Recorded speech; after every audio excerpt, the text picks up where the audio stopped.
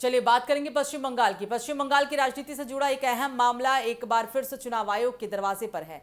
पूर्व मुख्यमंत्री ममता बनर्जी ने निर्वाचन आयोग को पत्र लिखकर रियल तृणमूल कांग्रेस से जुड़े विवाद की जांच बिना किसी और देरी के पूरी करने की मांग की है। ममता का आरोप है कि विरोध पक्ष को बार बार समय देकर झूठे सबूत जुटाने का मौका दिया जा रहा है। आखिर ये पूरा मामला क्या है, आइए समझते हैं। पश्चिम बंगाल की पूर्व मुख्यमंत्री ममता बनर्जी ने भारत निर्वाचन आयोग यानी कि ईसीआई के सचिव अश्वनी मोहाल को पत्र लिखकर रियल टीएमसी से जुड़ी जांच प्रक्रिया को जल्द से जल्द पूरा करने की अपील की है।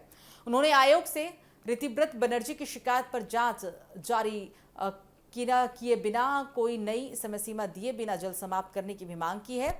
दरअसल ये विवाद 22 जून 2026 को ऋतिव्रत बनर्जी के द्वारा आयोग को भेजी गई चिट्ठी के बाद शुरू हुआ था, जिसके जवाब में चुनाव आयोग ने 2 जुलाई 2026 को ममता बनर्जी से जवाब भी मांगा था। ममता बनर्जी ने 6 जुलाई 2026 को आयोग की समय सीमा के अंदर अपना जवाब दाखिल कर दिया था।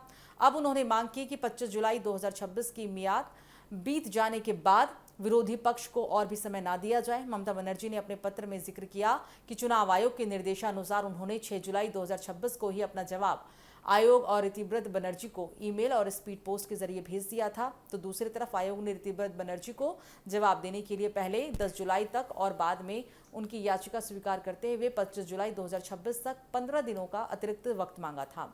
ममता बनर्जी का कहना है कि 25 जुलाई की बढ़ी हुई समय सीमा बीत जाने के बाद भी उन्हें कोई जवाब नहीं मिला है, जिससे यह स्पष्ट हो गया है कि विरोधी पक्ष के पास उनके तर्कों का कोई जवाब नहीं है। उन्होंने आरोप लगाया कि बार बार समय सीमा बढ़ाकर ऋतिव्रत बनर्जी और उनके साथियों को झूठे सबूत तैयार करने का मौका दिया जा रहा है, क्योंकि उनकी मूल शिकायतों में कोई भी मेरिट नहीं है। ममता बनर्जी ने पत्र में कहा कि इस विवाद के गंभीर राजनीतिक परिणाम पश्चिम बंगाल की राजनीति पर पड़ रहे हैं। न्याय प्रणाली में विश्वास बनाए रखने के लिए अब और समय ना दिया जाए और आयोग 2 जुलाई 2026 को शुरू की गई अपनी जांच को जल्द से जल्द पूरा करे।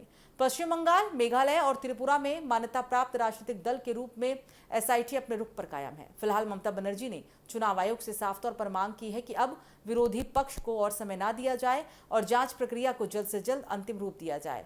अब सभी की नजरें निर्वाचन आयोग के अगले फैसले पर टिकी है, जो इस राजनीतिक विवाद की दिशा तय कर सकता है।